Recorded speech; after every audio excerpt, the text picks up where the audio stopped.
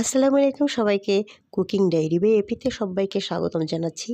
আজ রান্না করছি ওটসের খিচুড়ি। খুব একটা সুন্দর হেলদি মিল নিয়ে চলে এলাম, কেমন বলুন? তো শীতের সকালে এরকম একটা ওটসের খিচুড়ি বা ওটসের ডালনা খুবই একটা হেলদি এবং খুব সুন্দর একটা খাবার হয়, তাই না? তো আমাদের কী লাগছে? ওটস তো লাগছেই। আর লাগছে কী দেখুন, এখানে গাজর নিয়েছি একটা মিডিয়াম সাইজের গাজরের হাফ নিয়েছি কুচি করে, এখানে এরকম কিমা আকৃতি করে। আর এখানে নিয়েছি মটরশুঁটি কিছু পরিমাণে, আর একটা টমেটোর হাফ নিয়েছি হচ্ছে কুচি করে, capsicum, red capsicum and green capsicum, আর হচ্ছে কাঁচামরিচ, পেঁয়াজ। আমি এখানে হচ্ছে গাজর আর মটরশুঁটিকে একটু হাফ বয়েল করে নিচ্ছি। এটার কালারটা ঠিক রাখার জন্য আমি এখানে কিন্তু লবণ ইউজ করিনি, পরে লবণ দেব। আর দেখুন, একটা প্যান নিয়েছি, সামান্য একটু তেল দিয়েছি, সাথে হচ্ছে গোটা সরিষা, অর্থাৎ আস্ত সরিষাকে আমি একটু তেলে হালকা করে একটু ভেজে নিচ্ছি, এবং এর সাথে দিয়ে দেব পেঁয়াজ কুচি। খুব বেশি পেঁয়াজ কুচির প্রয়োজন নাই, একদমই সামান্য পরিমাণে পেঁয়াজ কুচি হলেই এনাফ। কাঁচামরিচও খুব বেশি দেওয়ার নেই, কারণ এখানে হচ্ছে অতিরিক্ত ঝাল বা এই জাতীয় কিছু হবে না, যেহেতু একটা ডায়েট প্ল্যান, সুন্দর একটা হেলদি খাবার। তো সেই ক্ষেত্রে আমরা অতিরিক্ত ঝাল এখানে করব না আর কি, প্রয়োজন নেই করার। আর সকাল সকাল হচ্ছে কি, বেশি ঝাল খাবার খেলে কিন্তু একটু কষ্টও হয়।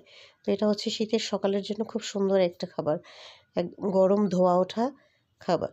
আর যেহেতু হচ্ছে ক্যাপসিকাম এবং টমেটো এগুলো হচ্ছে একটু নরম প্রকৃতির, তো এগুলো আমি হচ্ছে পরে দিয়ে দিব। আগে একটু আমি হচ্ছে মটরশুঁটি এবং গাজরকে হালকা করে ভেজে নিয়েছি, বেশি না, যেহেতু ওটা হাফ বয়েল ছিল তাই প্রয়োজন নেই অত বেশি ভাজার, জাস্ট সোয়াটি করে নেওয়া বলা চলে। আর বাকি উপকরণগুলো সব কিছু দিয়ে দিলাম, সাথে একটু লবণ দিলাম এবং একটু হালকা নাড়াচাড়া করছি, বেশি নয়। এবং এখন আমি এখানে দিয়ে দিব ওটস। ওটসটা আমি দেখুন মেজারমেন্ট কাপের 1 কাপ এবং আর হাফ নেব, আর 1 কাপের হাফ, অর্থাৎ 1.5 কাপের মতো নিয়েছি। তো আমাদের যেহেতু এটা 3 জনের খাবার, একদমই মানে পারফেক্টলি 3 জনের সুন্দর করে হয়ে যাবে। ইচ্ছে করলে এটা 4 জনে খেতে পারেন, এটা 4 জনের হয়। আমরা রান্নার পরে আমাদের কিন্তু একটু থেকেও গিয়েছিল খাওয়ার পরে। একটুখানি হলুদ দিলাম, খুব সুন্দর একটা কালার আসবে, যেহেতু এটা খিচুড়ি। আর অতিরিক্ত আবার হলুদ বা লবণের প্রয়োজন নেই, একদমই সব কিছু লাইটই ভালো লাগবে। সামান্য একটু নেড়ে চেড়ে একটু জাস্ট 1 মিনিটের মতো, তারপর আমি এখানে 2 মগের মতো আর কি পানি দিয়ে দিচ্ছি, আর কি কফি মগের 2 মগ পানি দিয়ে দিচ্ছি এখানে। দেখতে পেলেন যে পানির পরিমাণটা হচ্ছে আসলে জাস্ট হচ্ছে আমি যে উপকরণগুলো নিয়েছি তার একটু উপরে আর কি।